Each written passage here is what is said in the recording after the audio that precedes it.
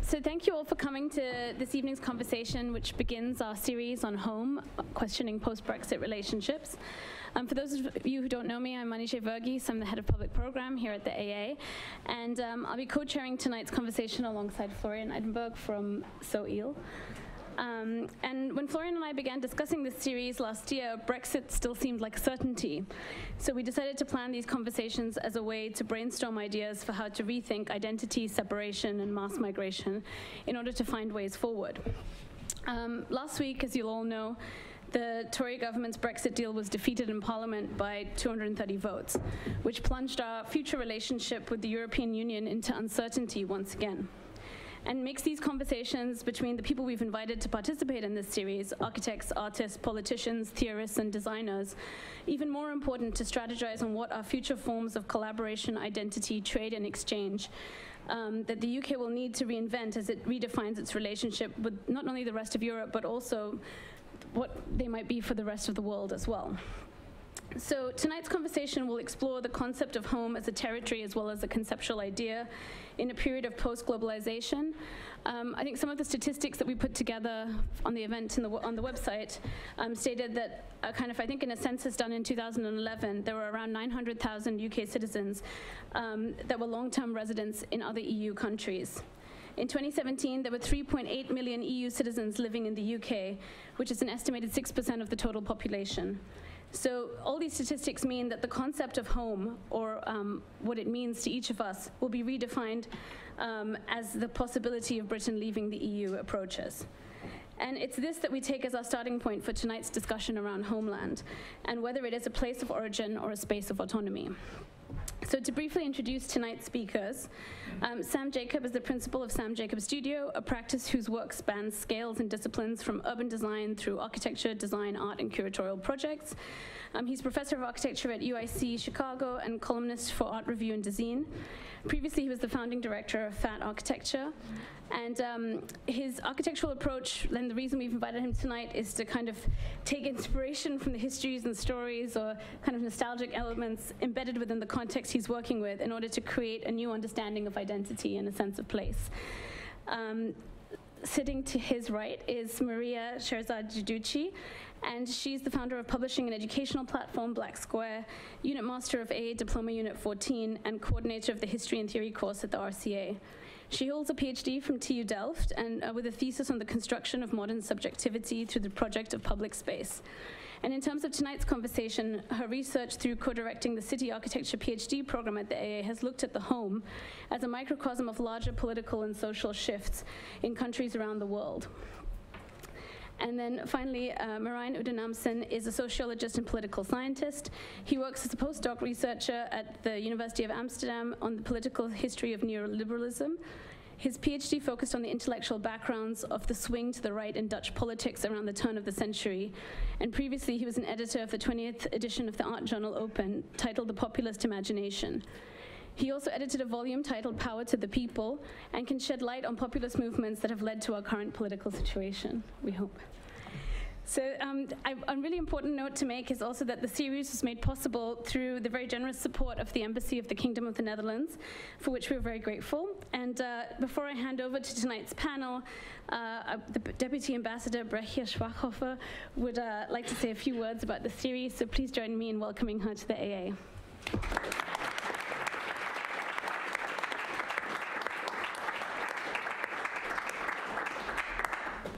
Yeah, thank you very much. Does it work? Yes. Okay, very good. Good evening, everybody.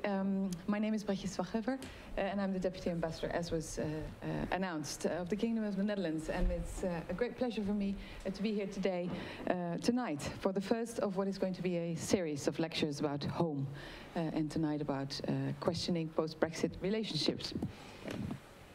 A few months ago, at the opening of the exhibition Home Futures in the Design Museum, I had the pleasure to welcome the moderator of tonight, Dutch architect Florian Eidenberg, just introduced to you at our embassy. He was in charge of curating this exhibition, which lets us explore today's home through the prism of yesterday's imagination. The exhibition definitely triggers the debate amongst professionals on the future design of our homes. And if you haven't been yet, I can surely recommend to go. Tonight, you will be discussing the impact of the current political situation in the United Kingdom on architecture and design. We will have architects, a political scientist, and a designer discussing whether, and if so, how Brexit redefines what home means to EU citizens living in the UK and British citizens living in the EU. I see every day the effects of Brexit on international relations, on trade, and also on Dutch citizens who have lived here sometimes for decades. So it's going to be very interesting to learn how the experts in this lecture hall shall think Brexit is going to influence the design and architecture we see around us every day. And as a person daily working with Brexit and as a diplomat having lived in several EU countries and now in the UK, it will be a very inspiring conversation, I think. For the Netherlands and the UK, Brexit will not mean that we will no longer be very good North Sea neighbours. But now, perhaps more than ever before, people will start asking questions like, who are we as a nation? And reflect on identity, our culture, and what makes us different from others. So tonight's discussion is also in that broader context very relevant indeed. This talk, as I said before, is a first of several talks to come. And I'm proud that the Dutch embassy, who sponsors the event, can play a role in facilitating these kinds of intercultural exchanges and discussions. Before I give the floor to our panelists, please indulge me, but I would like to ask your attention for another design event that we're organizing as Netherlands Embassy at the Residence on the 5th of February. This is a seminar about cradle-to-cradle design. The supply of natural resources is not endless, as we all know, so we have to use them wisely. If you want to attend this seminar about this cradle-to-cradle thinking, or the circular economy, as we like to call it, please speak to either Anne Bos of the embassy or Koen, who is standing there, and they will gladly put you into contact with the organizers of the event. Sorry about that little promotion. Let me conclude by thanking a few people. That's, of course, very important. Florian Idenberg for his passion and his contribution to future design and architecture, and for moderating tonight. The Architectural Association, and specifically Merijn Oudenampsen. Now I'm not pronouncing your name right. I think you did much better in pronouncing my job, for organizing and hosting these wonderful series of talks. The design community present here. It's great to see you in such big numbers, and the audience, of course, more broadly in general. I will now hand over to Florian. Thank you very much, and have a very enjoyable evening. Thank you. Thank you.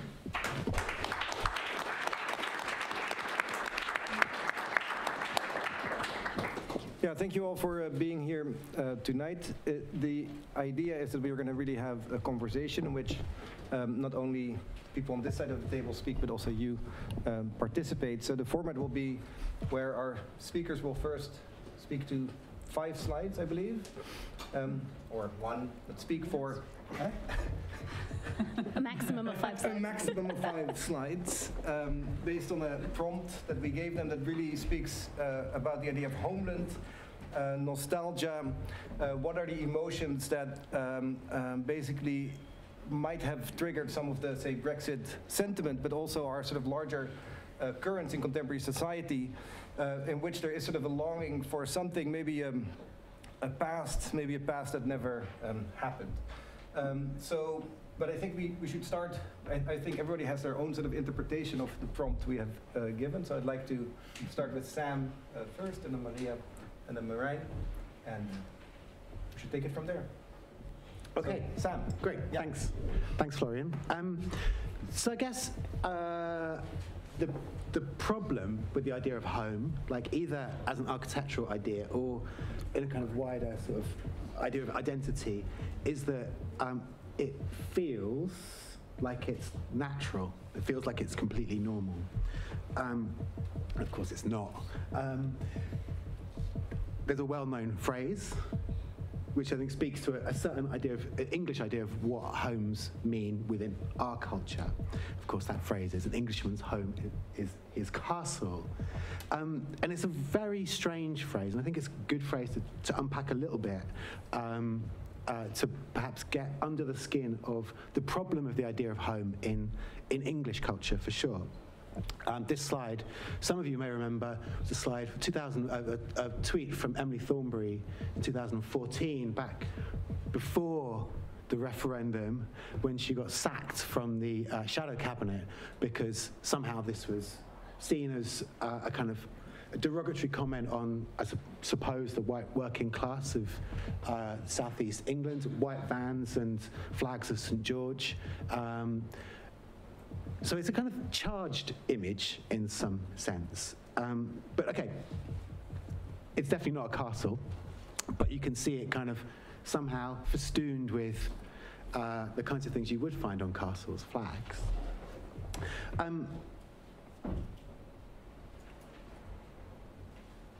So this phrase, home/castle, is very weird because a castle, of course, is actually a piece of military hardware.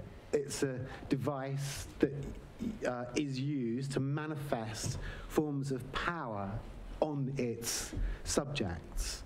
And the castle in England is basically a product of the Norman conquest, which, let's be clear, was a conquest.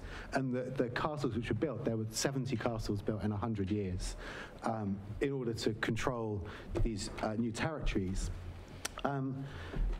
The space of the Anglo-Saxon home was very different. If you think of the myth of Robin Hood, it clearly shows you what is Norman and what is Anglo-Saxon. Anglo-Saxon is the forest and the hut and the half-timbered house. Norman is the castle. But the home, as that phrase suggests, remains a very important English myth. It's not just a place to live, of course, but it's actually a political agent, a very ideological weapon. Think of Margaret Thatcher's phrase of the home-owning democracy, that really you couldn't be part of democracy unless you owned your own home. And of course, ideas like that drove policies like right to buy, which was clearly an assault on a certain idea of how we could live, like essentially to dismantle state provision of housing, and in fact, the effects of which we're still arguing about today. There was a long piece by Rowan Moore in the Observer on the weekend. But that's also part of, I suppose, how you can see the politics of the idea of home being so clearly part of the kind of debate about how we should live. And I suppose also how these sort of notions become so entrenched in creating political problems. You could say, in some senses, the housing crisis is entirely manufactured. There was no need to have a housing crisis. It was precipitated deliberately by a series of political decisions over the last 30 or 40 years. So homes are functions of ideology, of economics. They enforce ideas of family, of gender. Think of the estate agent showing you around and saying, here's the master bedroom, for example, just to see how encoded these ideas are. So the castle, in other words, is not really our own place. It's really a place which oppresses us. It's a kind of cell, in a sense. When we shut the door, we don't shut out the outside world. In fact, the full force of all of those external forces become kind of magnified. And that's the thing which we accept as normal or natural. The home is perhaps the most politicized space of all. Some of you may remember this. Back in the 90s, Liam and Patsy on the cover of Vanity Fair. Now, in terms of like the idea of nostalgia, in the 90s, and I was definitely part of this, there was a kind of ironic re-engagement with ideas of nation. It was a kind of 60s rerun. You can see here, London Swings Again. And of course, that's something which is much more difficult to bear right now. Irony is not a kind of mode of reaction to a current circumstance. Because we're faced with this kind of thing. This was the front page of The Sun, Great Britain or Great Betrayal. And as you can see, here's a close-up of that image. This is the Sun's collage of their vision of Britain as it is and how it could be. So you can see all of the important things are there. The Routemaster bus, fish and chips, Stonehenge, Wembley Stadium, the Shard, Blackpool Tower, etc., etc. And of course, this is the kind of image of Britain which has been, of England particularly, which has been constructed in all of the arguments around Brexit, this kind of fake idea of a country with Ian Botham playing cricket, Spitfires, pies, like basically a random collection of signifiers of Englishness, which, ridiculous as it may be, is also incredibly powerful. And it's this weird collage, really, which is at the basis, of, I think, of these ideas of sovereignty, which is so fundamental to the discussions around Brexit. And just as when you close the door at home, you don't close out the forces which have created the idea of home, when you Brexit, you do not close your country off to the forces which surround it. And it will not normalize or naturalize things again. In fact, these ideas of nostalgia are just as bizarre as these imaginary farms that supermarkets use to sell us food, which sounds so real, right? Boswell Farms. As a way to disguise the complexities of contemporary agro-business. So I think these myths are really a high-octane, super kind of a super nostalgia, and as Flora said, like definitely a nostalgia for a time which never existed, one which is completely artificial and synthetic, which means that all of those phrases like taking back control, the idea of independent trade deals, of lawmaking outside of international frameworks, are fictions, and they're super powerful, just like the idea of home. And the problem I think we face, both with Brexit and with the housing crisis, is this clash between two things which can't be reconciled, which is a kind of cultural idea and the reality of the situation. Thanks.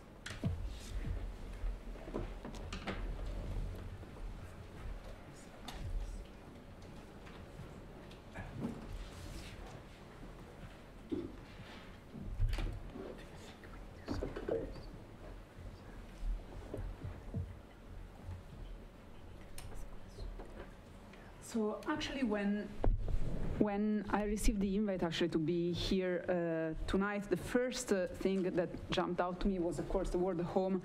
That has been already discussed, I think, very interesting actually by Sam. And as some of you in the room might know, a lot of my recent work really has been about trying to demystify the narratives that construct our homes, because as much as home is about safety, belonging, and orientation, I think, and I come from a feminist perspective, that really sees at the same time also the problem of hierarchy and exclusion and control very much as keywords that are almost like this kind of passive-aggressive relationship that we have with the idea of home. And as much as I think that the positive is still there, there are also, of course, issues. And very much, these are very much the same problems that I also find in discussing Homeland somehow. And the lens actually through which I would like to discuss actually Homeland in these 5 minutes is the idea of domestication. So the idea of making man domestic, of settling down, of finding and constructing a home that, exactly as Sam said before, is as much a place as it is a narrative. So I would like to show you now basically 5 images, 5 maps that for me trace a way in which actually architects and citizens at large actually try to make sense of what is Homeland. This is perhaps actually one of the oldest extant maps of a village trying to represent itself. It's a petroglyph that dates back to 2500 before Christ. And the point that I want to make about this is that somehow to have a home means to be domesticated. So from the moment we settle down, this process of actually constructing this imaginary homeland is kind of unavoidable. And I want to say this first just to say that although a lot of what I'm going to say afterwards might sound negative, I think that up to a certain degree this process of domestication is somehow implicit in our human nature somehow. This is actually, again, the same map, just in clearer terms, and here you can really see how even 5,000 years ago, actually people felt probably a need, a kind of organic need to represent the place where they settled, and even its architecture and its social relationships, actually. So the second point that I want to make is that to domesticate means to define the border between an inside and an outside. And of course, you can already imagine that actually this is both a negative and a positive thing at the same time. And the image that I would like to show you here is actually a map of a garden in Egypt. more or less 1500 years before Christ. And you can see clearly here that this is a map of that which is cultivated and potentially the desert, that which is outside that very big, strong black line that is in fact actually an enclosing wall. So the sense of settling, the sense of constructing an environment that is livable, but also to define that which is not livable, that which is left outside and is somehow wild or undomesticated. But the problem with cultivation is that the root of the word to cultivate is the same root of the word to colonize. So to colonize means to cultivate, and to cultivate means to colonize. So the moment that we settle down, that we make something productive, which of course is something we do for our own survival, it also implies actually a relationship to nature and to the land that is not entirely peaceful, that is in fact actually quite violent and quite aggressive. And the image that I would like to show you here is the Cantino planisphere. It's really one of the first precise scientific images of the whole world, made by the Portuguese in order actually to go look for other homelands away, in fact, actually from their own country. What you will notice here that I think is interesting is that there is already a very strong idea of control and dominion, but at the same time there are no fixed boundaries, in fact, actually between nation states. Because I would say that as much as colonization is an output of the nation state is actually also an outcome of colonization, and the two things stand in a kind of dialectical relationship. So the first point that I would like to make is that the nation state, this nation state that we are now, we are so much at odds with both in terms of nation state as a narrative and a nation state as a fact, can be read as a project of domestication or almost as a project of self-colonization that we make to our own territory. And here, for me, the artifact that testifies this is a map that actually the state of France took almost 100 years, in fact, to compose. Is the first proper scientifically designed, actually, and constructed map of France.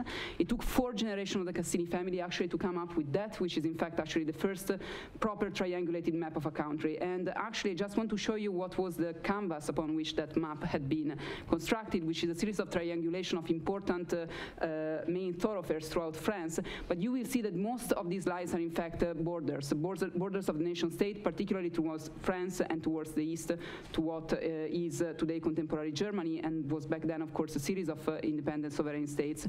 So you can really see here that really this idea of the construction of a narrative of the nation state passes also through architecture, also through representation, also through drawing, because it's somehow as if France did not exist before this map actually was produced.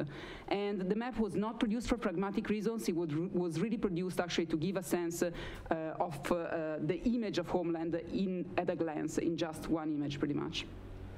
And the last point that I would like to make, and maybe actually the most problematic, is that in fact in the modern state ownership, so the idea of property, private property, and particularly property of the land, is quintessential to domestication.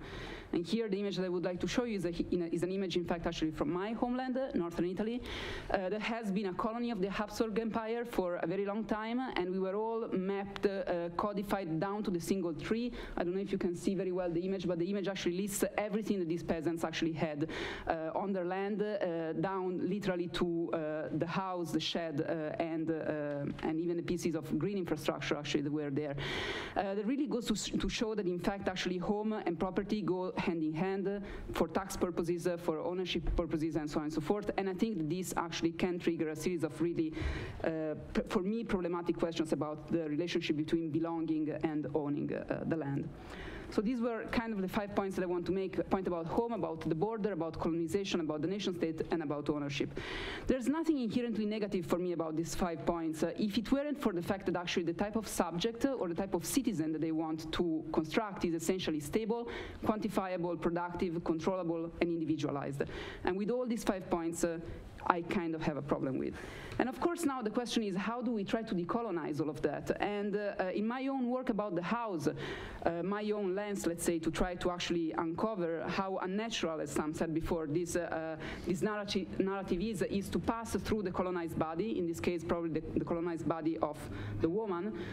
But when we look, of course, at territories, it's not as simple as that. And I would like just to leave you with 2 actually now counterexamples. So what if we look now at 2 maps that have not been produced within the type of logic and culture that is our Eurocentric logic that we've looked at until now? And the first map that I want to show is actually this navigation chart from the Marshall Islands, done by islanders in the mid-1800s. It's a map that doesn't imply any kind of control over the territory. In fact, the sticks that you see are basically the main direction of waves, and the pearls are islands. So we see here that really these islanders don't have any intention of actually controlling that which is natural, but just to basically kind of live with it and literally almost like, flow with the flow of nature. For me, the question that actually this map, this pre-colonization map raises is whether we can imagine forms of stewardship of the territory that do not imply domestication. And the other map that I would like to show you, and this I think was a very shocking image actually for me to discover, is one of the very few maps that we have remained from Native American people. They produced it in the 1700s. This is a copy, of course, but it was a map of actually the social relationships between a series of tribes and with their European colonizers. The rectangular forms are the European colonizers, and the round shapes are the different nations. And actually here what they're trying to map is not a geographic location, but it's really the social and trade relationships that they have one to the other. And it's a completely different way of actually portraying that which is a dwelling, that which is a homeland, that has nothing to do with this idea of settling that I described before, which on the contrary is very European. And for me, this raises actually the question whether we can imagine forms of dwelling that do not imply domestication.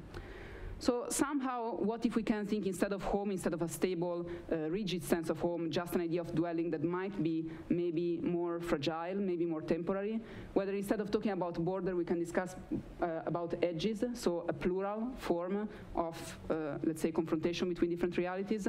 Instead of colonization, so a form of cultivation that is aggressive, whether we can go back to maybe an idea of care. Whether instead of the nation state, we can imagine other political forms that maybe are more based on the idea of commons rather than on the idea of a rigid governmental framework. And then finally, whether instead of actually trying to claim ownership of the territory, we can come back to some other type of framework that might have to do rather with our use, in fact, of the landscape. And finally, the point that I want to really make is that maybe our architectural imagination passes also through the representation of these spaces, so through the making and the rethinking of other forms of maps and other forms of representation. Thank you.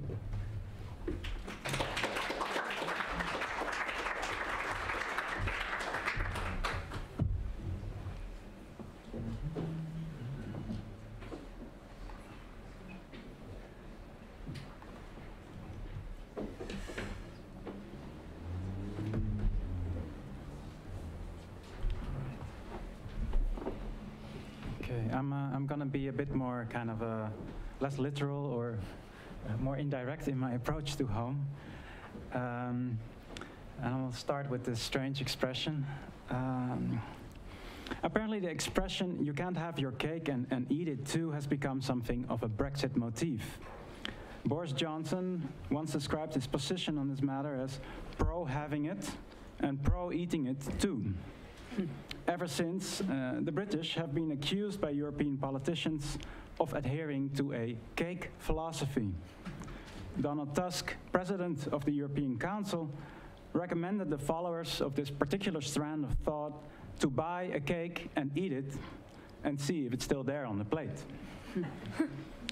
It is often said that Brexit is informed by a romantic colonial nostalgia, the days that Britain ruled the waves and could go it alone, global Britain. It is tempting to see that as a very British phenomenon. But a similar type of nostalgia and aversion to the international order can be felt in large parts of the Western world. The desire to take back control is in no way limited to this particular island. In fact, when we think of the US with Trump, or Hungary with Orban, or Italy with Salvini, or even the Netherlands with Thierry Baudet and Geert Wilders, you will see very similar types of impulses. Radical right-wing politicians conjure images of a glorious past while promising a restoration of national purpose and unity. I give you the Dutch Nexiteers. This is Geert Wilders pretending to be a Dutch naval hero. And this is Thierry Baudet, both right-wing populist leaders who are in favor of a Nexit. And Thierry Baudet is now the ascendant figure. has as his, he promises that his party will be like a fleet from the Renaissance. That is, you can see here, it's actually attacking Parliament. And then later, historians actually pointed out that the boat is an English galleon, it's not Dutch. But anyway, there's a very fascinating paradox at the heart of the Leave campaign, which is that cultural nostalgia and conservatism seem to go hand in hand with a global economic outlook, and this time represented by powerful financial interests that aim to turn Britain into a global offshore tax haven. And it is this paradoxical combination of cultural nationalism and economic globalism that I think of when I hear the word cake philosophy. Having your cake and eating it too. So many have argued that the central political fault line of today is that of open versus closed. But that is exactly where the paradox comes in. From the very beginning, the politics of cultural nationalism and economic globalism have been deeply intertwined. It was Margaret Thatcher who opened up Britain to the global marketplace by deregulating the financial sector and joining the European single market. But she combined that economic globalism with cultural nationalism and kept fanning the flames of Euroscepticism within the Tory party. In my home country, there was a very kind of similar politics espoused by the former leader of the right-wing Liberal Party, Frits Bolkestein, who became European Commissioner for the Internal Market. He crafted the famous Bolkestein Directive with the aim of undoing differences in European labor standards. The Polish plumber could work under Polish labor conditions in other European countries. Of course, due to protest, the directive was shelved. But what was fascinating for me is that at the same time, Bolkestein argued that economic globalism needed to be wedded to cultural protectionism. The economy should be opened up, but the Dutch population needed protection from foreign immigration. Both Thatcher and Bolkestein were inspired by Friedrich Hayek, often considered to be the godfather of neoliberalism. And Friedrich Hayek wrote an essay in 1939 on the economic conditions of interstate federalism, which is often seen as a luminary description of the European Union of today. He said that a federation would limit the possibilities of national governments to intervene in the economy, while at the federal level, lack of identification with foreign leaders, alienation from political institutions, would prevent the development of European social policy or a European welfare state. In other words, the free market agenda, according to Hayek, was best served by a combination of cultural nationalism and economic globalism. And my point would be is that we are now witnessing the unraveling of that contradictory synthesis. Thank you.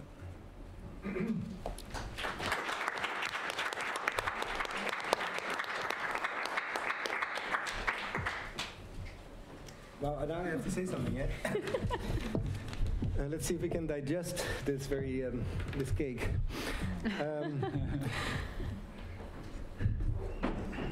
It's interesting that before it becomes a purely economical discussion, it does seem that sort of the association of home with ownership and ownership with agency, and the idea. So I think there's a cultural, like as you said, there's a cultural aspect and there's an economical aspect, and it seems that the challenge that we're facing is that these two are now sort of in conflict with one another, and that we don't have convincing alternative within this. I think, Sam, and so apart from the, say, misuse of history, right? I think everybody identified sort of a misunderstanding actually in the use of say, misplaced historical references. Basically, it's an imaginary history, right? It's an imaginary past that's being reflected or is being projected as something that will not be achievable Maybe as a, is it a panacea, or is it a layer to actually soften the fact that economically we don't have access to any of this anymore? But I'm hoping, and I'm maybe starting with you, Sam, to see if we could discuss not just, I think we will agree a lot on the observations that are being placed here. And Maria, I really appreciated also the fact that you projected something forward. I was really hoping that we could be able together to, after probably agreeing on what the problem is, if we could imagine as designers, as creatives, as people, if there's a way forward, and what sort of those models would be. But what I also realized is that we should not make maybe mistakes that many intellectuals have made over the course of history, that for many people the home as an asset is their only security, is their only reality, is their only way to actually survive, in a time when there's so much uncertainty. So I don't want to be too blatantly just removing the need for people, for the stability. I mean, I guess one of the strange contradictions which exist within the idea of the home as this idea of security, financial security, is that it's actually not very secure. So, if high-end properties in London are losing 15 to 20% of their value, they're obviously not working particularly well as a financial instrument. Yet at the same time, so much kind of government money has gone into supporting that, supporting prices, but also to supporting the market. And I suppose that it's that kind of the weirdness of the function of home as a form of shelter, but as an asset, as something which performs within the market, which is also one of these unresolvable kind of dichotomies within one single structure. And I think within the recent kind of political context of how the home has been constructed, which is to basically kind of withdraw any idea of state housing and to try to propel all forms of housing into the market has created this severe problem. You see things changing now in London. You see local authorities beginning to start to build. You see some restrictions on the ways in which local authorities can borrow money, which I think is giving a different possibility. Obviously, it's a very kind of small drop in the ocean against however many years since 1979 of a certain idea of home. But I'd say it's that problem which needs to be kind of addressed, certainly in the UK, but I'm sure in the Netherlands we hear of the direction of travel is towards the situation that we have here.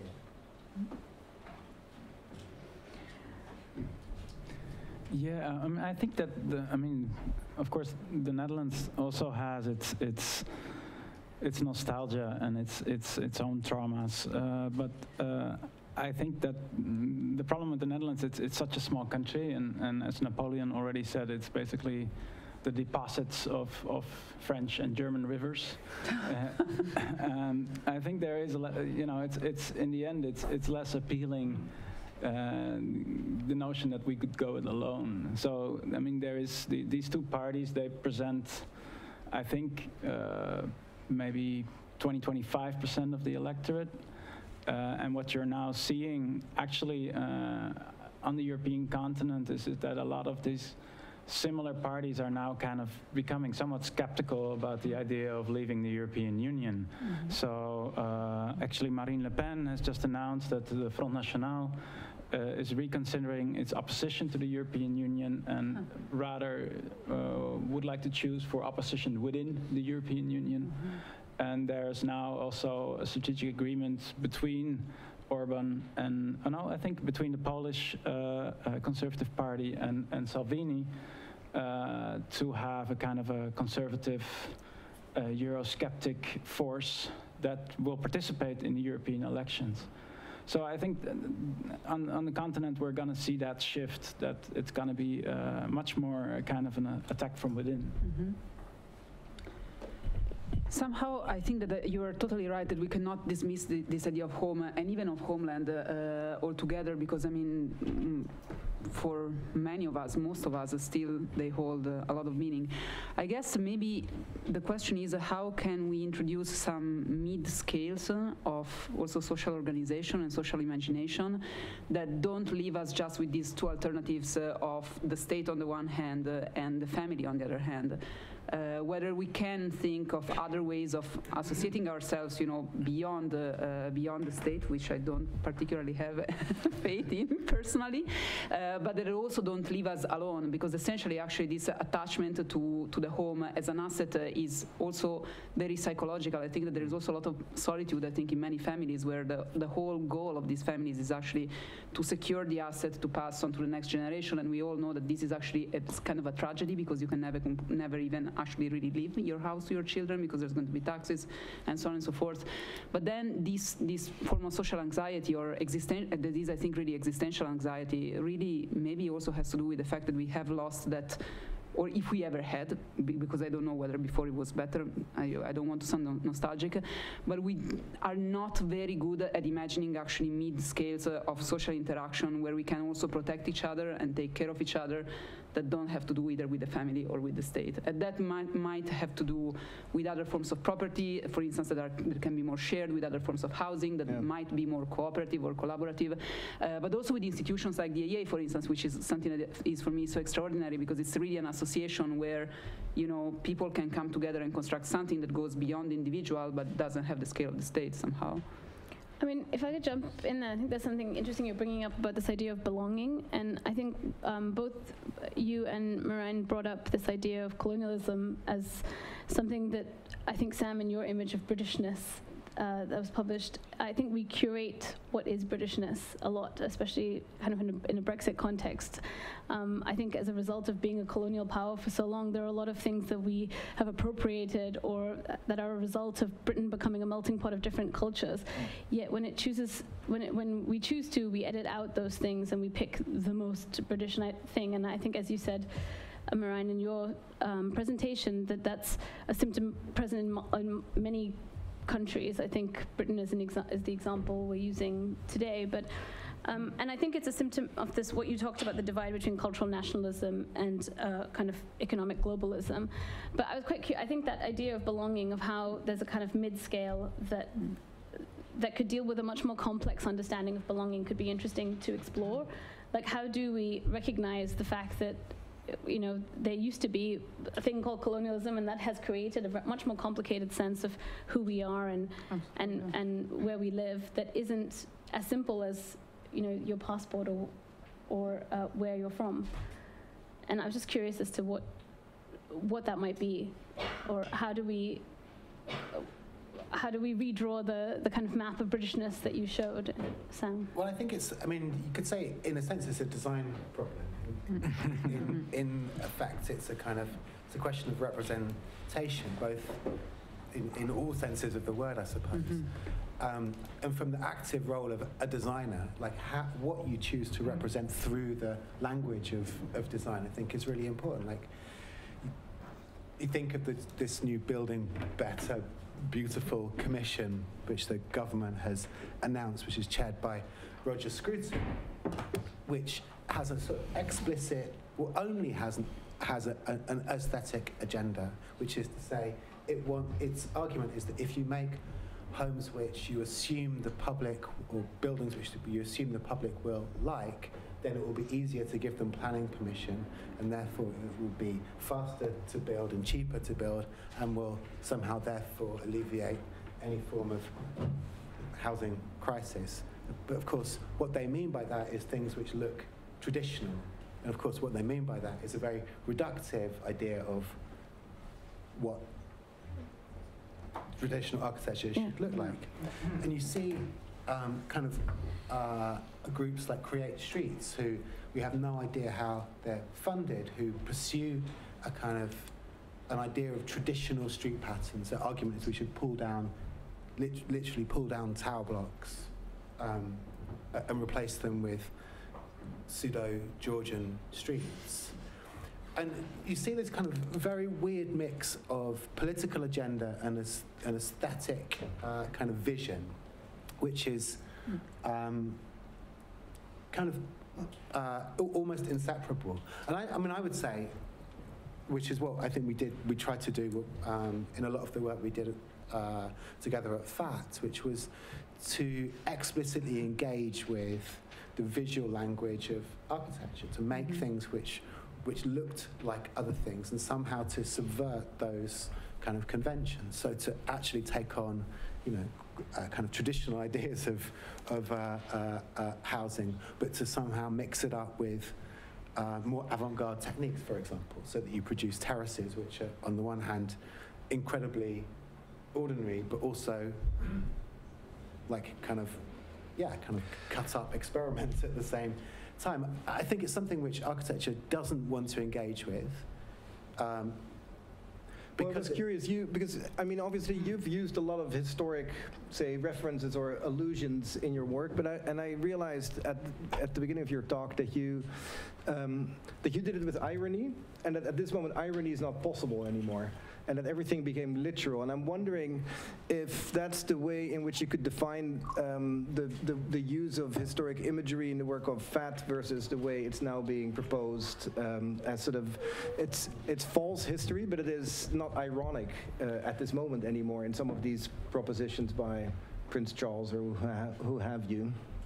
I mean, I wonder if it was ironic. Definitely not as ironic as Liam and Patsy in a Union Jack bed. And in some ways, irony is a great tool to allow you to express things you actually really believe, but you don't want people to. You want to be embarrassed that no, you actually believe in something. And I don't know. I mean, I think you can see what's happening within architecture. You can see well-meaning architects designing in a way which has a vernacular look but isn't too vernacular, and they think that sits somewhere between aesthetic poles which kind of make it acceptable and legitimate, that it's not Prince Charles, but that it's not somehow too radical either. I'd say maybe it's time to take on those kinds of issues. You think of the way in which architecture has been used to construct ideas of home, of family, of national identity. Think of the crazy idea of making that the Palace of Westminster Gothic.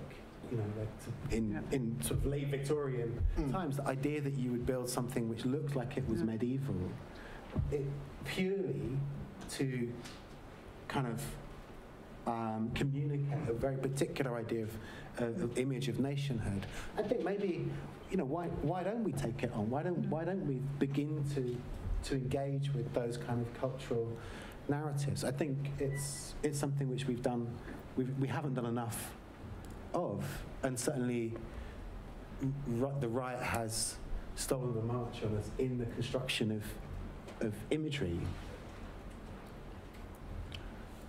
That to me makes a lot of sense, because it goes back to one of the points that you were making at the beginning of denaturalizing that which we assume as natural. And I think actually exactly this idea of working with these figures, but of course kind of denaturalizing them or estranging them, let's say, from the original context, then really becomes a way to challenge our imagination that I think could be extremely productive. I think really what you said about this idea of denaturalizing for me is absolutely crucial, because until we don't understand the structure within which we are, then our imagination is going to be always stopped at a certain point. So makes complete sense to me. I think it's definitely a missed opportunity that we haven't seized yet, apart from very few cases like your practice, for instance.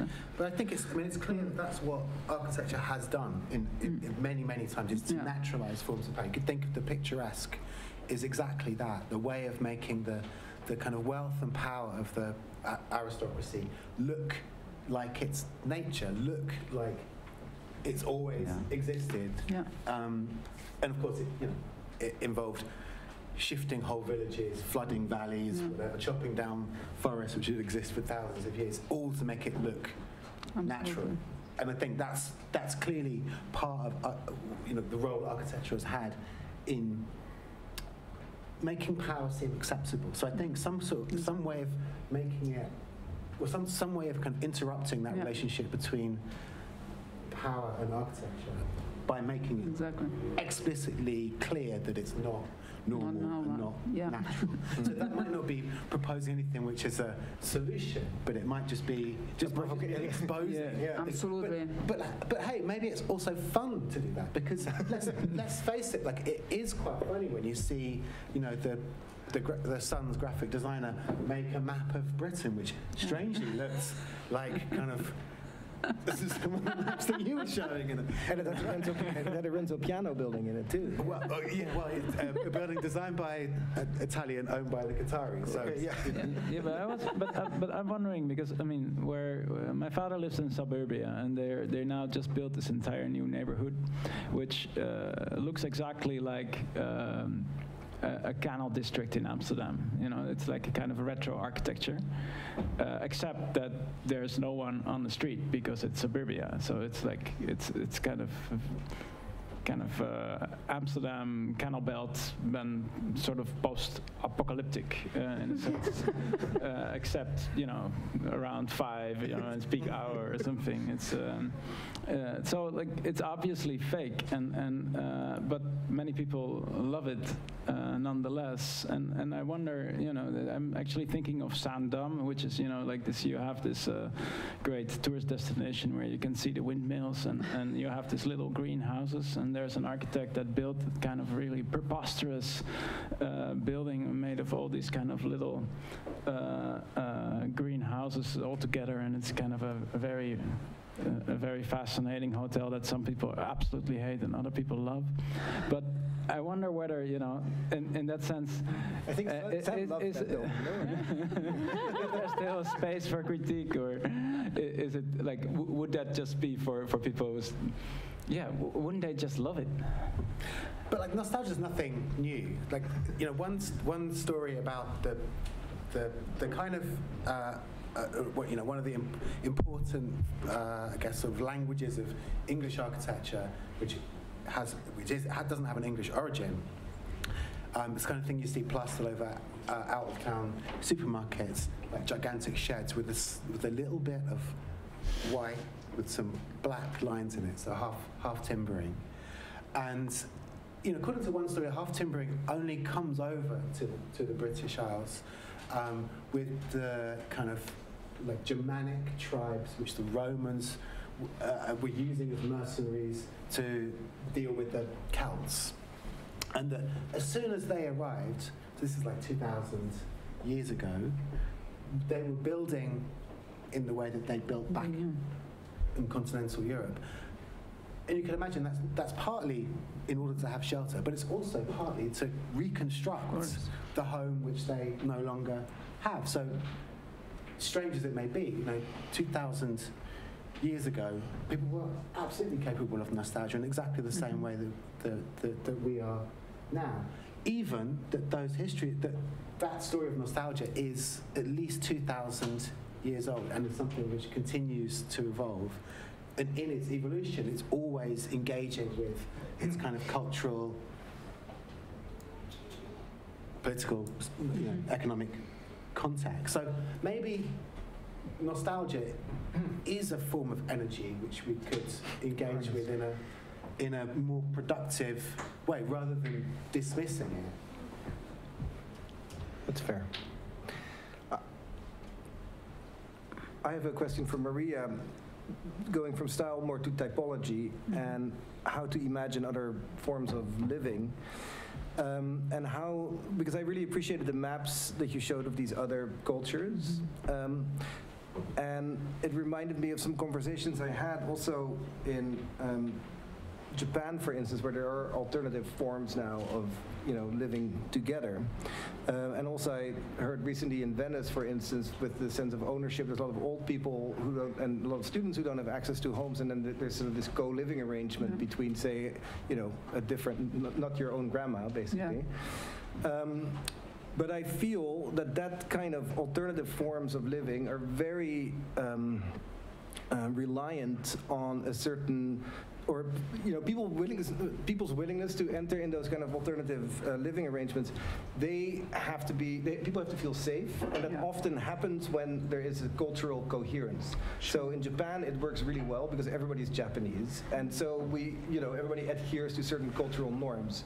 And so the question is, if you feel that and even the maps that you showed of these other cultures, they're very coherent cultures. And so the question is, if sort of the nomadism that you're to an extent proposing could exist in a culturally diverse world. Yeah, I think that this is it's a crucial question. It goes back a bit also to Manje's question about colonialism. So how do we accept the fact of pluralism, essentially, and how do we actually construct a frame for that?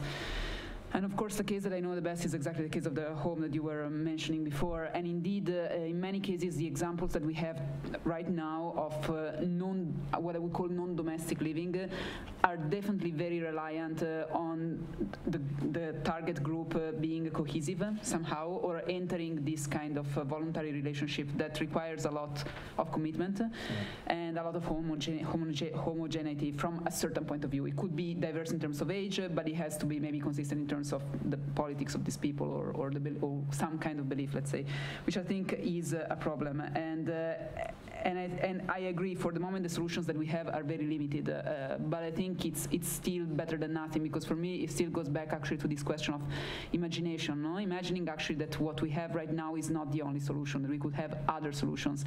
And maybe these first attempts at types of living that go beyond the nuclear family are very imperfect, but at least they challenge our imagination of what actually living is, that maybe actually we don't have to live in necessarily in a nuclear family environment, and so on and so forth.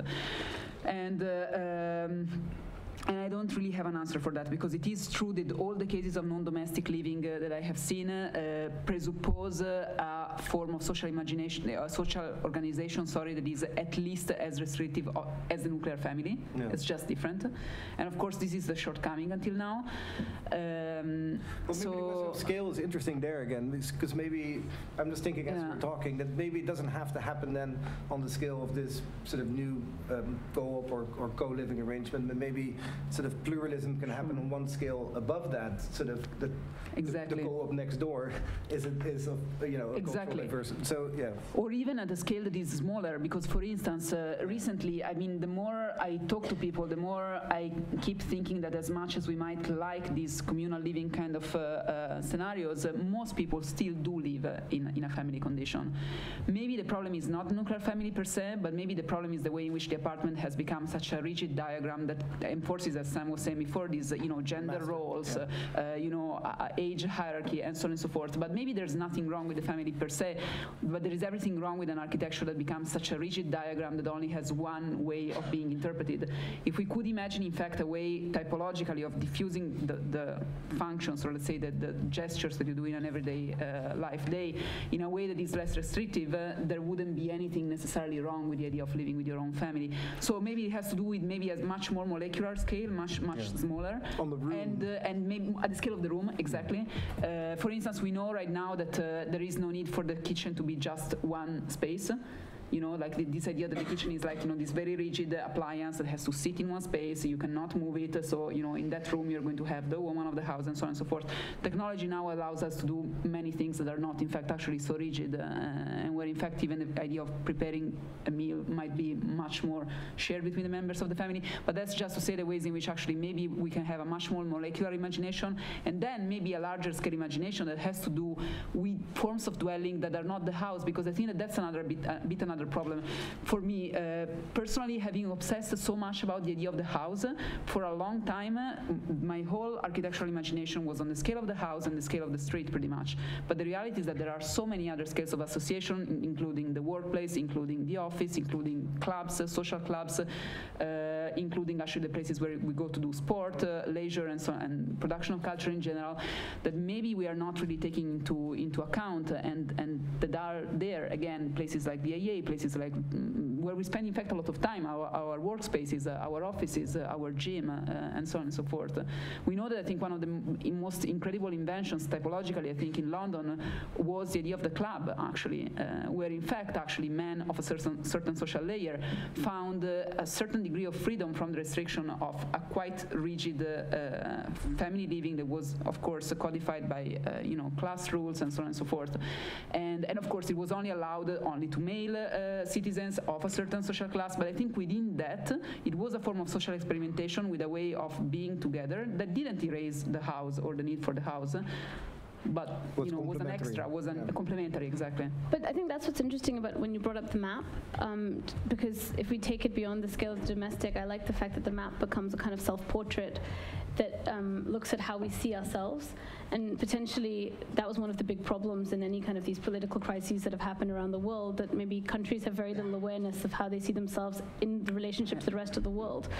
And there's a kind of map-making exercise or something that could be used as a provocation in the same way as you were talking about images being used as a provocation to kind of realize how interconnected everything is. But I also liked when you said that France didn't exist until that map was made.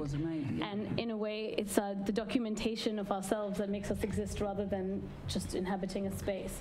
And I was curious in a way, as like I would love to see a map of like the three of your presentations kind of put onto one map, because I think you framed the kind of origins of British nostalgia and the problem. You talked about speculating on ways forward, and Merijn talks about the kind of invisible political and economic forces that kind of contribute to that. And I'm just curious about how the map can be used maybe in a way as a way forward to provoke or speculate on a way out of these kinds of ideas of divisions or borders. Steny, if you... Yeah, well, I mean, I think it will differ with each country. Like in the Netherlands, I think a big part of the problem is the Netherlands has a very defensive nationalism, and it's a type of nationalism that has been framed in terms of innocence. So like the Dutch at a certain point discovered that they were basically too weak to hold on to their colonial possessions by military might. So they positioned themselves internationally as kind of the peaceful, the peace-loving country that was, had only good intentions. And this kind of a new form of nationalism was taking shape that ultimately led to the kind of Court of International Justice being in The Hague. This has always, it has contributed to an image of the Netherlands as, well, basically non-aggressive. So like the good guys, and everything that happened basically happened to us by other people doing things to us. And basically what is interesting is it's not just in terms of cartographical representation, but it's also in terms of historical representation, that those entire episodes that do not kind of line up with that image of the Netherlands are basically have been deleted. They are just not being taken up. So there's actually now in the Netherlands there is a large discussion about our colonial heritage and the fact that what we call in Dutch the police actions in Indonesia, which is actually a war of independence basically. That was really a war, and we were the ones actually persecuting that war. So I think that would not be imaginable in a country like Great Britain. So I think every country would have its own kind of weird elisions and kind of erasures and so you would have to have a specific type of map or specific type of historical redressing that you need to do in every place you're at. Mm-hmm. If I can say something a bit superficial, but in fact is less superficial than it sounds. I always found it incredibly strange since I was a kid. Sometimes you have, as kids actually see a lot of things that they don't always understand, but when you grow older, maybe you understand that some of the intuitions that you had as a kid actually were quite profound. I was actually always shocked by the fact that at the Olympics, all nation states have to have these incredibly Western style, anthems, which are very bizarre, because I mean, why would countries that didn't even actually perceive themselves as nation states until very recently have to have a European-style flag, a concept that was not even a thing actually in 3/4 of the world, with a European-style fake Beethoven kind of anthem, and some of them are really terrible from the point of view of Western classical music.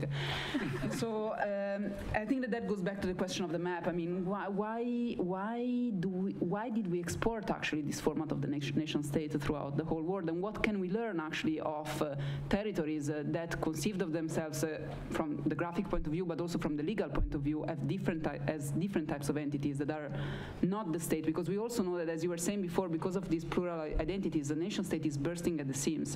It doesn't work. It has created, disasters such as, Lebanon or Syria, places that have been created out of nothing, or Palestine, Israel, for instance, no? So I think we should really question the narrative really at the root, because it's a narrative, but it's also a legal form. And as much as actually for our countries, probably the Netherlands, Britain, Italy, somehow, the nation state was somehow organic with our cultural development, it really isn't for 3/4 of the world. It's something that we exported. And I think that should raise some questions. And maybe it's actually time to question, following actually what are other ways of conceiving of the state, maybe actually to challenge ourselves as well.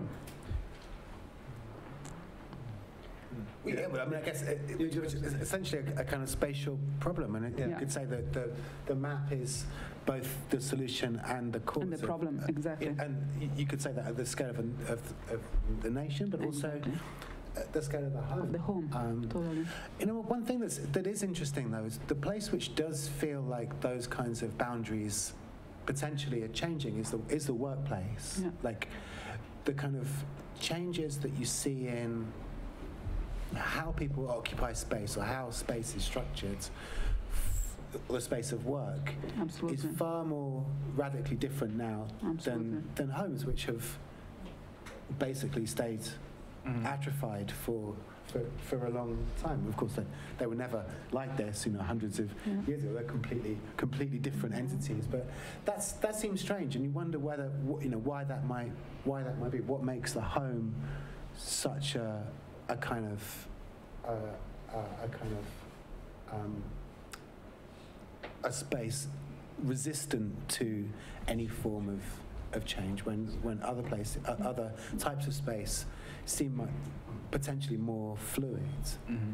I have my own very cynical idea about that. That is that in fact the state has all the interest to keep the family as this kind of welfare for free, pretty much. Mm-hmm. So they need us to behave like that, because then they can offload a lot of things that they could and maybe should provide, and basically outsource it to the home.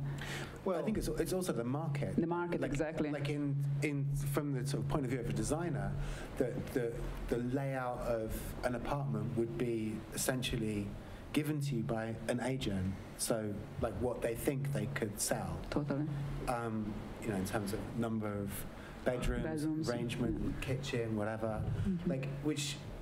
So it's coming from the market itself backwards. Even if everybody looks at it and says, "Oh, well, that's totally shit," like, but because it's not assessed on it, within its own terms. It's only seen in relation to the market. That seems to be why certain things are absolutely preserved, because the model has remained exactly the same. It's thought of.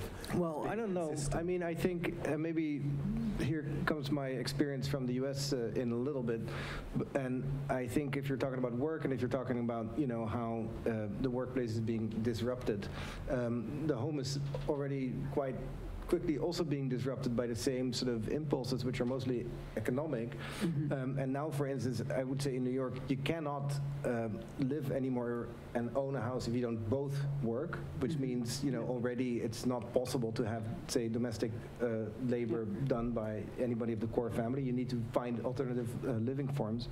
And the sort of incredible push towards, say, co-housing, not as something social, but actually as a way to just get more money out of less square feet, I think is something where we should be wary about. That I think if we don't come with a strong alternative, Silicon Valley will disrupt the home in a way that is probably a less attractive, model of living together than a traditional home in that sense. Yeah, that's true. Maybe there are.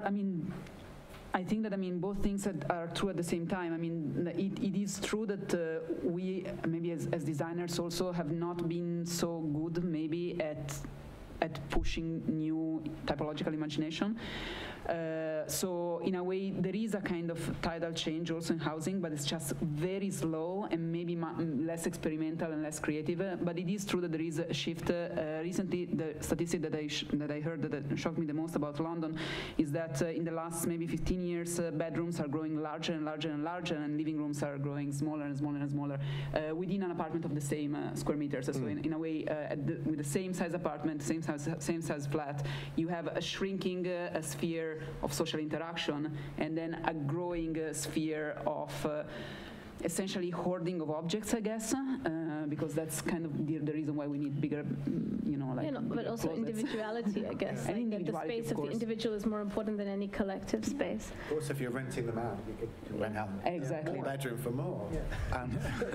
In that vision, that sort of Silicon Valley vision, what are the Silicon Valley visions of the nation state? All of those fantasies of like floating off from the Californian coast, never paying any taxes, like. Well, there are smart cities at this moment, and soon we'll have smart countries, maybe. But I guess like the point that Maria made earlier about thinking of other ways of imagining the state. I guess at its founding, the European Union was that kind of experimental project to try and think of a thing bigger than the state. And in a way, maybe it needs to be reinvented, but I thought, Merijn, when you brought up these examples of nationalist movements or populist movements, instead of trying to divorce themselves from the EU, are now maybe using Brexit as a cautionary tale, and finding ways they can critique the EU from the inside, because at least then you're part of the conversation.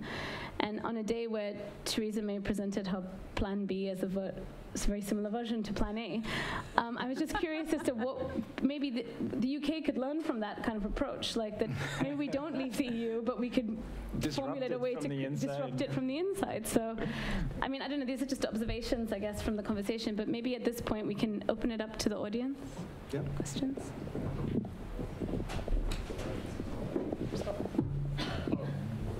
Hi, great talk. Just to start with that, but and conversation. I wasn't gonna share this thought, but because it's a bit disjointed. But I couldn't help it towards the end. What Maria mentioned, which is what I was thinking, is that it really reminded me a lot of what was been said about an article that I read in about the end of the economic instability, 2008 towards 2011.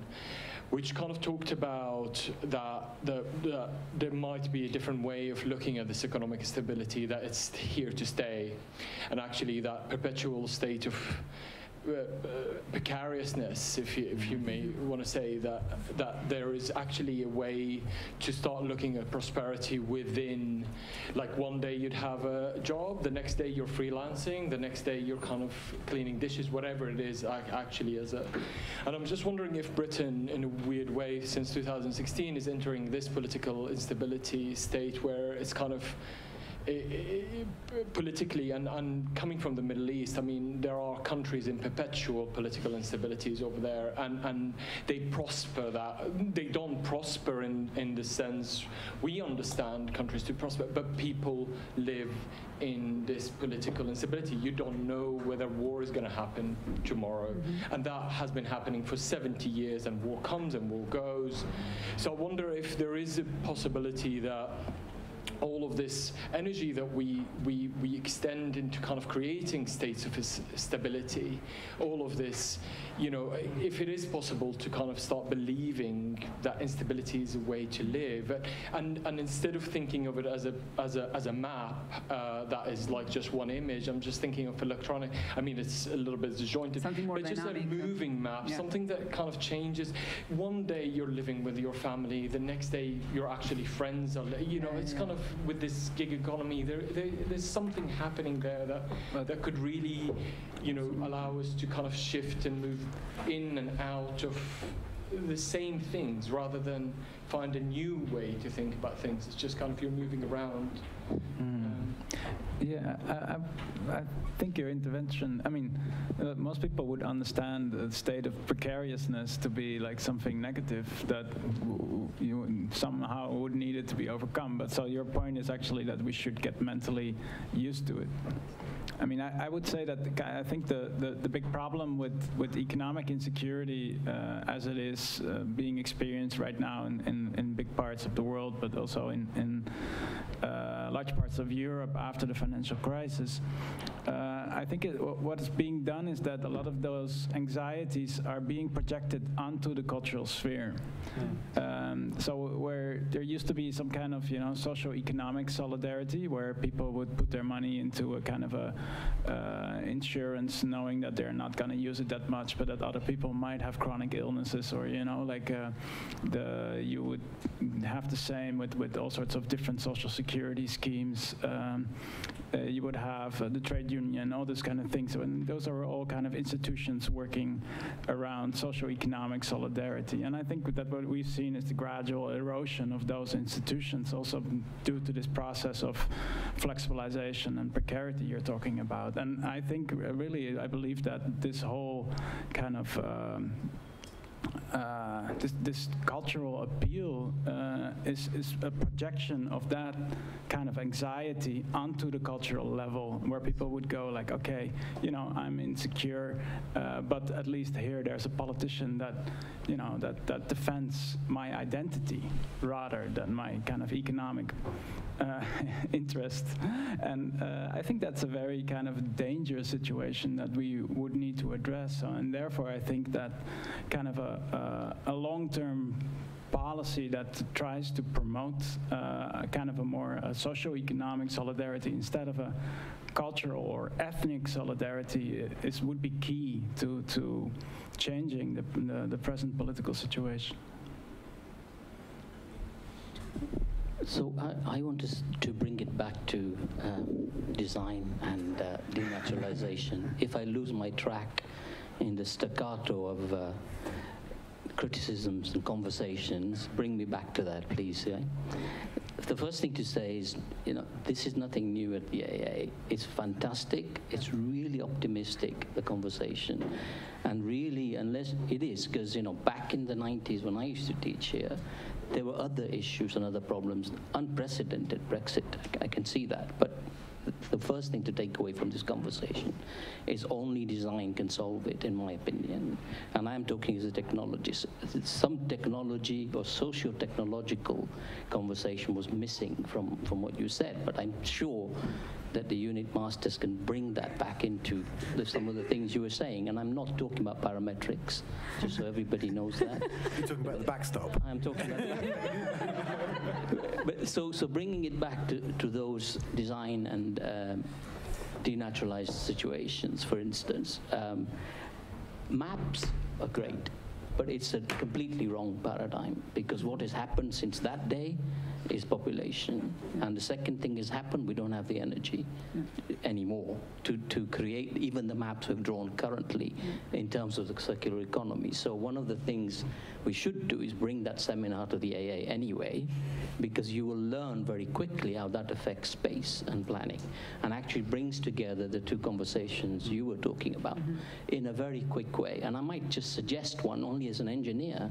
So I've had this conversation, and I think there's a polar argument. If you're REM, you want to go to the countryside, and if you're Renzo, you want to build tall buildings, right? But if you go in between those two spaces, the combination, and you know this more than most of us because you're very English about this, is the edges of cities where I think pluralism is the word that Florian used. If you look at, it's difficult to talk about Japan and India and places like that. These are monocultural, they're not pluralistic.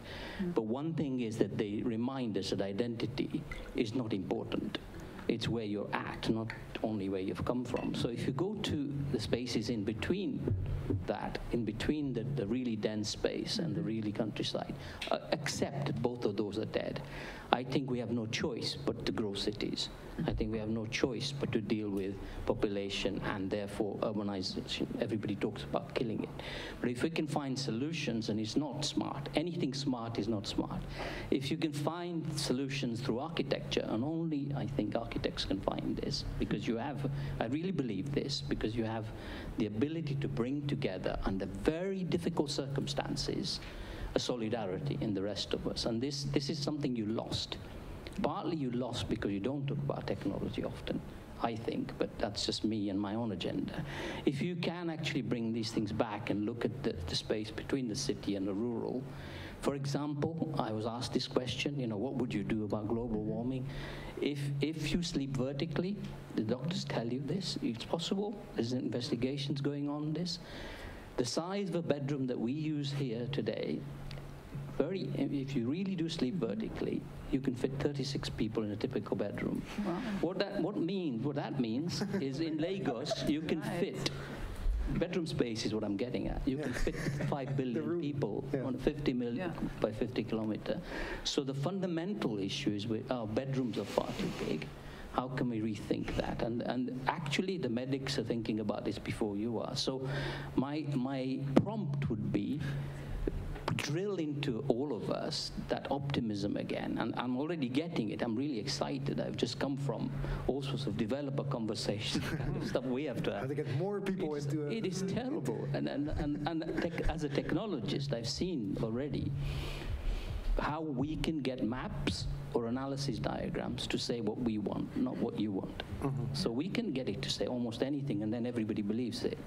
So I'd say you move away from that, but stop getting stuck in the tectonic of typology, but find solutions where in between cities and the rural, what is there in space? Because for example, in India, we know that at least 400 cities are considered to be small because they have 6 million people. Mm-hmm. What is the type you can do in there, or what is the architecture you could do to change that?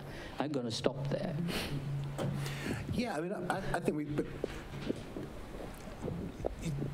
that space between the city and the countryside, that's kind of part of the problem of the idea of nature in Britain, especially in England, in that it's thought of as being nature and unspoiled. Of course, it's like being spoiled. It's completely spoiled already, which is also fine. But it's also the space, I suppose, which Ebenezer Howard recognised in the face of the problems of the 19th century city, the kind of the city of industrialisation, and his ridiculously naive idea that you could take the best of the city and the best of the countryside, leave out the bad bits, and fuse them together like some kind of childish equation and produce something entirely new, the Garden City. And I think that kind of weird experiment, I think, is definitely, has definitely been lacking in terms of developing new models since, you'd say, the post-war reinterpretation of the Garden City. And that it's clearly possible to make these kinds of fusions between different ways of living. And it's possible to do it by, almost by subscription, as Ebenezer Howard did it, on a soapbox going around the country, getting people to invest in it on a kind of individual basis, not as a state institution, not exactly as a private developer either, but in some weird relationship or some kind of weird state between communal and private.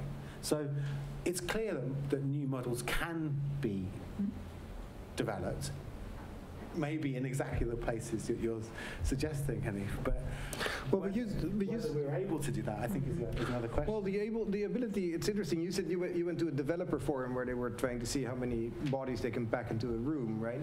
And so it also means where since there is no more state building, right? There's the typologies that are new can only be invented by people who have access to capital, basically, and they typically invent these new typologies technologies in order to make more capital, not to necessarily change other human conditions. So the question is really, what are other paths towards testing new typologies other than, going with the developers, so to say, or do we just have to all become developers? That could also be. No, I don't. Sorry, just come back. Yeah. I don't want to suggest that you all become developers, nor do I want to suggest it's self-built anarchy out there. But I think there are solutions in architecture that you should be able to find, and they're not entirely technological, but if you rely a little bit more on the technology that's available rather than let the technology drive you, which we do. I mean, often engineers will come in and tell you what your house needs to be like, because if you don't do that, you'll be fired because you can't afford to build it. That's the wrong way around. If you come from the other direction, I think you might find solutions. I think it's a very interesting point that goes back also to the previous question about kind of radical instability. And I think in a way we can talk about economic precarity, and we already discussed that, so I'm going to leave it aside. But also there's a question of actually a different type of maybe political governance that is not the state as this kind of rigid form. Even the word says it, the state is a state. And I think your point about technology and creativity to me makes complete sense, because at this moment in time we would have also technologies that would allow us to come together in forms that might not be the state. And so the same kind of creativity that you're trying to challenge us to have, I think, on the scale of the house, we might also have at the scale of the neighborhood, for instance. We could also have, I think, on other scales as designers, what kind of form of coming together we can design, also thanks to the technologies that we have today that is not nation state. Because to be honest, when I personally think that the representative democracy was invented like, I don't know, 200 years ago, it's still a bit funny that it's still around with very little changes if you think about it. Okay, yeah, I can vote now. Pretty much this is the only change actually that was introduced. But if you leave that aside, actually has changed very, very little in 200 years. So maybe also there is a time actually of not being satisfied with what Churchill said, that it was like the least of all evils, and that was already like, 80 years ago. So maybe this is a plea also to the next generation, so the students, and it would be interesting actually also to know what they think, to really mobilize imagination at all scales, from the house to the state, and maybe also with an intelligent way of using technology. So on that, are there questions from any students in the room? Any questions? I'm not a student, but I'll ask a question. And it's we're all students for life. Yeah, I feel like a student anyway, sat here. It's quite nice. So I think a lot of this, the issue is about, I think, representation and reproduction of images. So the way that architects represent buildings now, they're very grey. There's not very much people in there. We're trying to address image for the sake of architects' sake, and I think that we need to think more, not so much like developers, but maybe like the sun, where we can show new forms of architecture that maybe simplify and diversify those images. So I think spatially we can start to promote different ways of living in spaces. So if you look at a DFS advert for sofas, the sofa is always the central thing in that room. It's always, purple. These are the images that really the public are looking at. So, and I think technology is quite important, so we can sort of address that in new forms of the way that we're connected through social media. The reason why the Leave Party was so successful, because they were very quick on getting on to that element of technology and how people are using social media to force certain ideas. So I think that we can definitely inspire different social models of the home by, as architects, projecting those images in a new way. So if we go to the example of Bjarke Ingels, he is the best at advertisement, and as some architects maybe might think he's a bit too forceful on those ideas, I think that he definitely can and does make change in the way that people see architecture.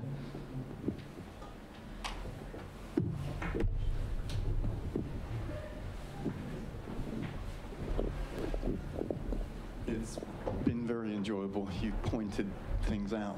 You've made the visible more visible. lots of things come to mind, and it's incredibly complicated. I think policy and design as a teacher and practitioner are some of them. And I think abstraction and forms of representation and class here in Britain seem to me now, practicing here, to be some of them. It seems to me that in Scandinavia, perhaps, in the middle of the 19th century, there was a Reformation. Denmark fell back on itself. It ceded land to Sweden, lost the war with Germany. Kierkegaard, Grundtvig, thinkers started looking at fisherwomen and laborers to educate, which to me, despite castrating expression to a degree, promoted a modern liberal social democracy. It brought about architecture, I think, which was abstracted. There was a degree of abstraction which you may associate, you probably, with modernism, which maybe has a nasty taste to its stigma. But it occurs to me that I think architects need to think in an imaginative, unexpected, creative way with policymakers. Very often architects are catching what's thrown out, and it's trying to push water up a hill. But it does make me think about the role of abstraction and architecture experienced in a direct, bodily, spatial way, which I'm realizing even now and teaching is a very complicated thing to talk about.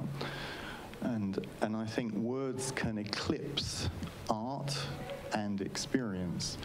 But it's not so much a question, it's more an observation that in this lecture this evening we've used images and we've talked about images as well as words. And I wonder if it's worth thinking about the prelingual experience, not to be anti-intellectual, but a kind of prelingual experience that architects, I think, have essentially to have a knowledge of the sizes of things, how bright something might be, how big it is, as well as what it resembles. And it takes us into a language of kind of familiarity and abstraction. And I think here, where I used to teach, I don't know who's applying that anymore, but I think in Britain it would be a very interesting thing to revisit, and I see it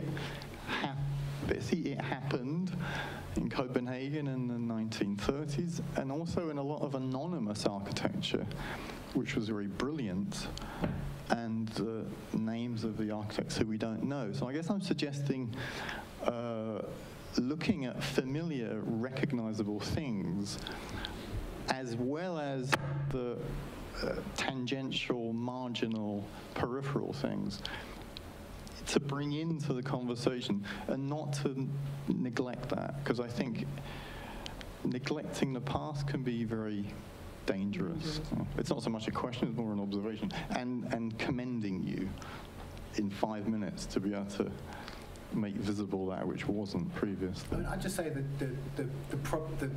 the problem in architecture is you've had this, in British architecture, you had this like kind of schism between like traditionalism and modernism since the 80s.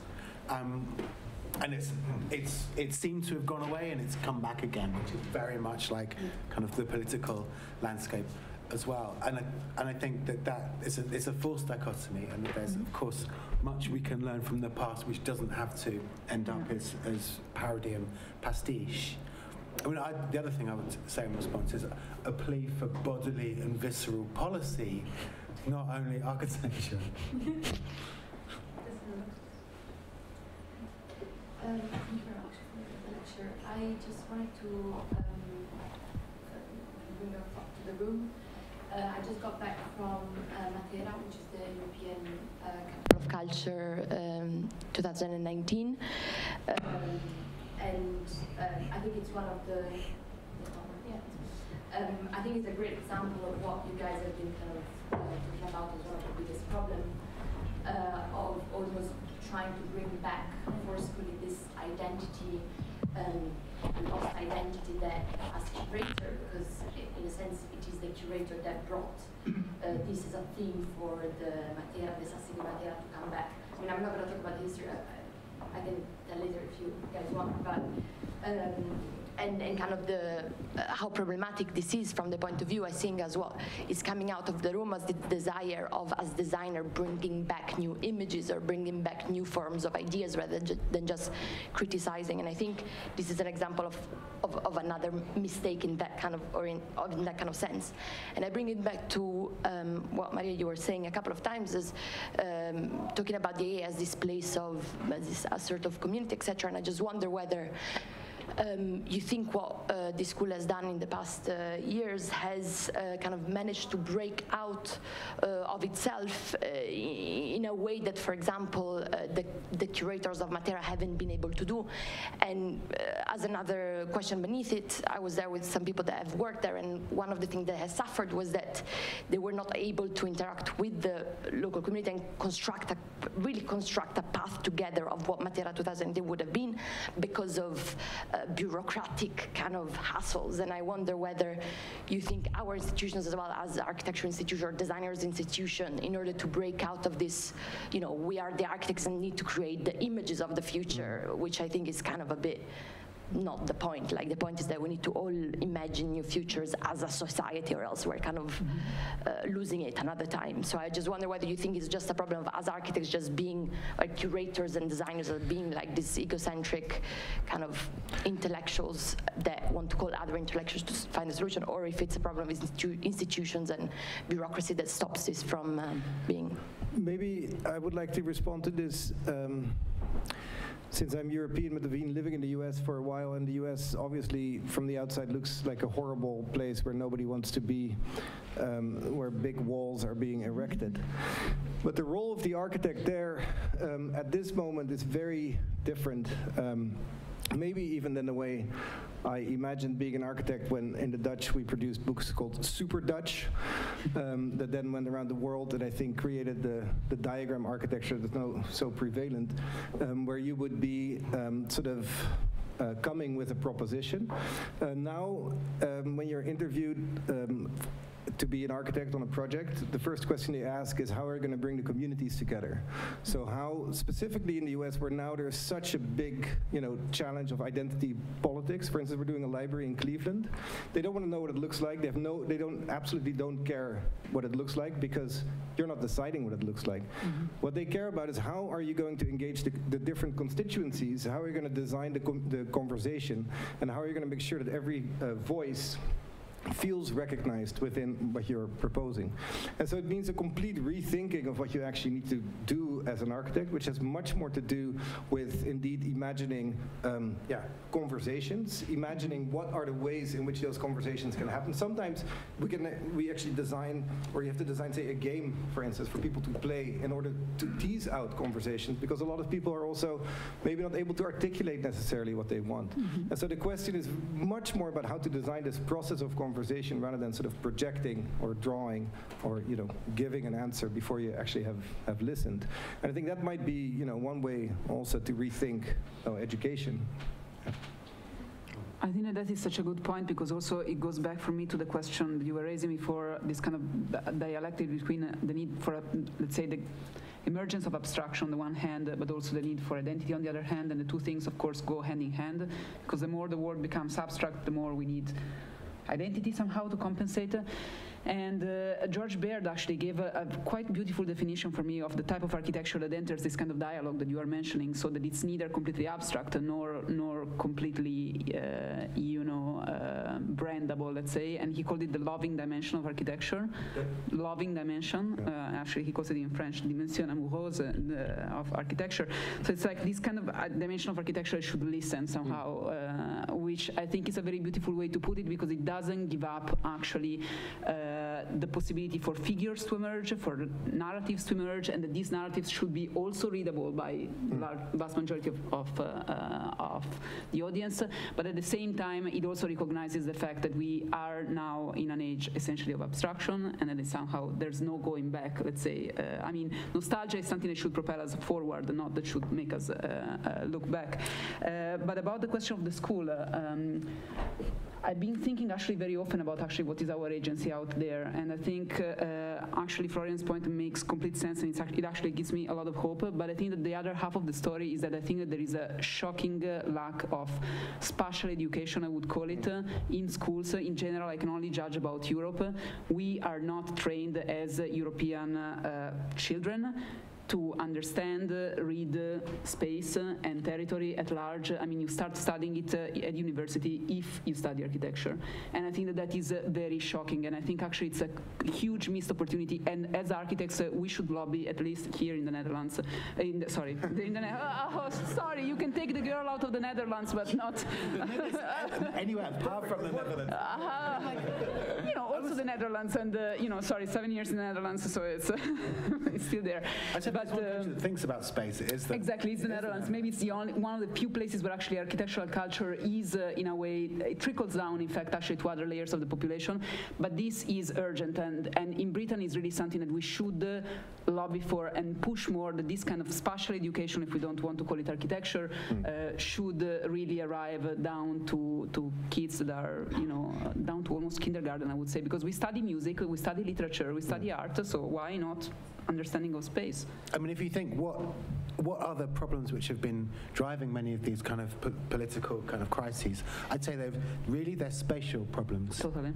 More than economic problems, more than political problems. It's space which is the issue. Absolutely, and the fact that we are not trained to understand spatially these problems, it means that we are completely kind of cut out from a form of agency that we don't have, because we cannot, I mean, we now, by now maybe, because we are architects, we are supposed to be able to do that, but as citizens, we are not provided with that. But we can't see them, and we cannot draw the maps, and we can't draw the maps or make the models, or however we want to describe it, then we can't propose solutions. In the back. Exactly. Yeah. Hello. I just wanted to follow up a little bit on this discussion that you had on the alternative modes of governance and organization to the state. And in some of your talks, there was this kind of journey from the home to the nation state. And as much as I understand it as a diagram, there seems to be this one kind of intermediate link missing, or a scale, which is the scale of the city. And then we spoke about a city, but what we've seen in the past years is this kind of emergence, what people started to call city-states, or a certain kind of autonomy of cities, which has to do with basically the cities don't have the same kinds of responsibilities as states do, but they have much stronger identity. So I was just wondering, what would be your comment on this kind of emergence of this new entity on the European or Western, but also global map, and how is that what will you say to that?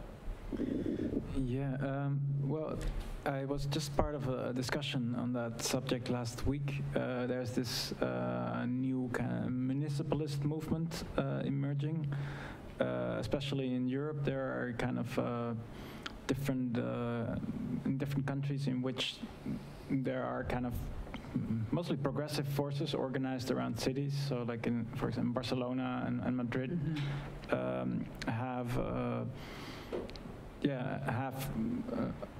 political organizations that are very much locally city-based, and you have the same now in Amsterdam, and there is this Fearless Cities conferences being organized. And what they're basically arguing is that the city is becoming an alternate space of organization, which is providing another frame than the nation state. And that, considering kind of the era of globalization we are living in, a lot of the national decision making is being moved to kind of a higher federal or supranational levels.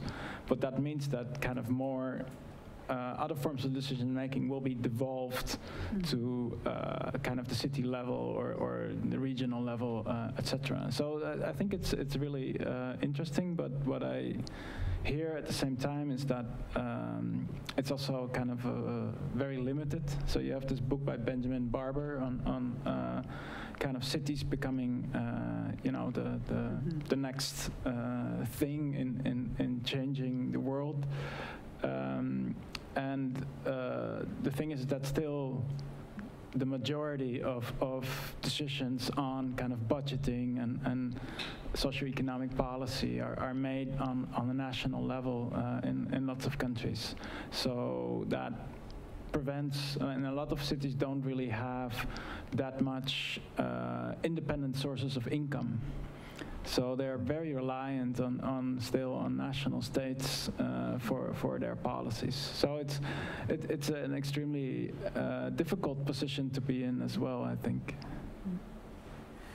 If you go to MIPIM, which is a sort of big property fair, which is really about money, the way that it's organized is that you see sometimes regions, but most often cities setting up stands, and what they're doing is sort of offering themselves up to a small number of like international investors. So from the UK, you'll see London with a big, massive tent. You'll see Coventry in its small desk in the corner over there. But from around the world, it's very, I guess, I mean, it's very European, MIPIM in Europe. But in that sense, what you see is the idea of a city as a sort of brand, and it's trying to operate kind of in as much as they can as a sort of pseudo-corporate entity. I don't know. I mean, I don't know if that side of it seems incredibly depressing, because it reduces the possibility of the city to something which is really like, it seems that it has fewer possibilities than cities definitely should have. But I think there's one other thing, though, which does work on this scale, which mostly has to do with climate change as well. And actually, so for instance, there's the C40, which is now, at the moment that the Paris Agreement wasn't signed on climate change, basically cities, mayors got together and said, we're going to actually stick and we're going to achieve those numbers. And I think because it is local, because it's maybe that smaller scale that you're talking about, because maybe it's easier to get people sort of, corralled around sort of common goals, that actually has an incredible potential. And I think, for instance, the fact that Trump didn't sign it, but all the mayors did, means that actually sort of something that, seems to be a national policy is actually resolved on a lower level. So I actually think there's a lot of leverage there as well. And I think that that's something, we should not underestimate. I understand we have to close. Yes. Yeah. Probably have time for one more question, if there's an urgent question in the audience. There's so many urgent questions. It's two. I'm originally from the US, and the past few days, as some Democratic candidates have come out and this new stuff about Trump has come out, it feels to me at least a little like the country is turning a corner. And in Britain as well, in the last kind of week or so. And I'm wondering whether you think that if this storm were to dissipate without any real resolution, whether it would be a bit of a missed opportunity in some ways for us to ask the kinds of hard questions that we are asking now.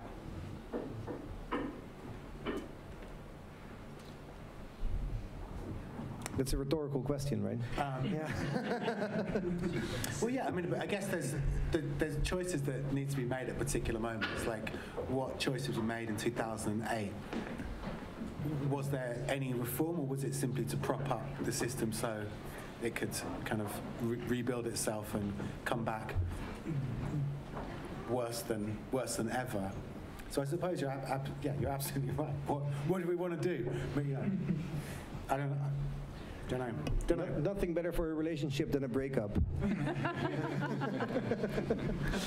There's one more question in the back. Sorry. Thank you so much for the panel. It was really interesting to hear all your interventions. And I think the thing that keeps popping in my mind is free time. It really feels that perhaps the question of home and domestic space and homeland is so linked to being functional all the time. And perhaps architecture really needs to rethink spaces for what we will, spaces that are non-functional, that are that allow us for some degree of creativity. So I just want to hear your take on that. I'm all for it, but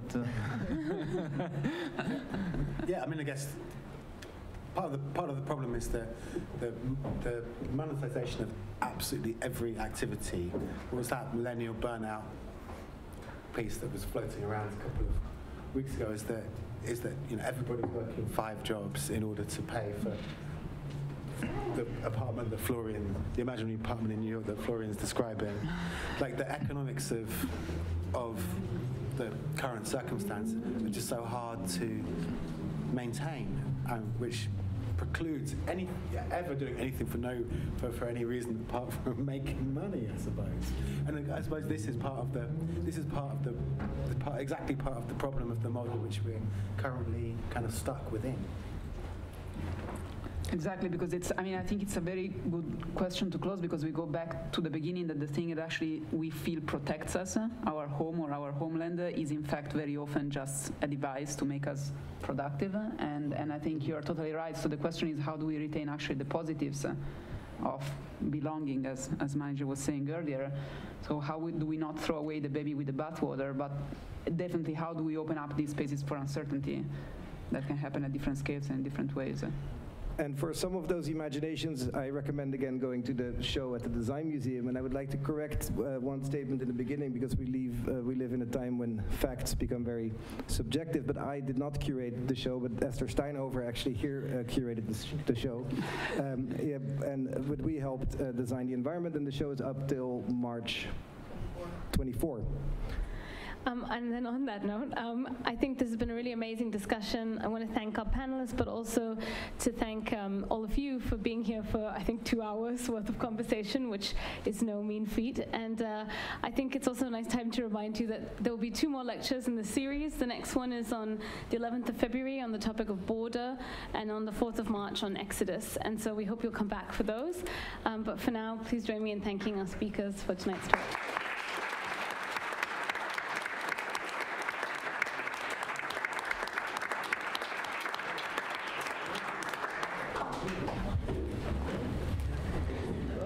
minutes.